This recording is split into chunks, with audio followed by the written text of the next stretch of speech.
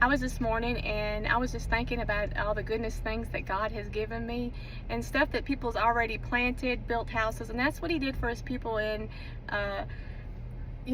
back in, Abraham's days and Moses. They gave him the promised land and flowing with milk and honey. So there was people there that was already built the houses and the vineyards and stuff. And that got me to thinking about how much that God puts me in places that people's already planted.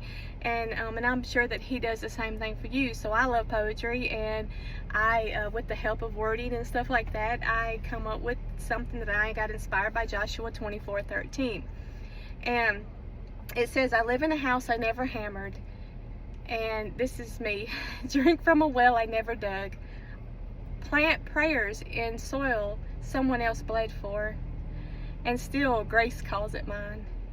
See, God's got a pattern of handing out keys to rooms that I'm not qualified or you're not qualified for, unlocking future past that should have been disqualified.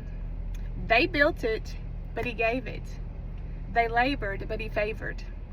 And now I'm reaping in fields where my name never tilled. This ain't entitlement, guys. This is covenant. Inheritance passed down by faith and not flesh. Because when God says, I will, there ain't no man alive who can say He won't. I'm willing proof that mercy can move into mansions and never send an invoice.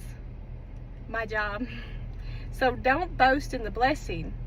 I bow in the weight of it. Hands raised not for applause, but for surrender. Let the world wonder how a sinner ended up sitting in the seats reserved for saints. And let my life always answer, God builds with grace that man tries to earn.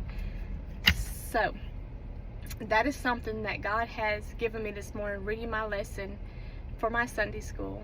We're in Psalms 105 and 106, and He brought that to me. But I love you guys. Thank you so much for everything you do. Thank you. Follow my podcast.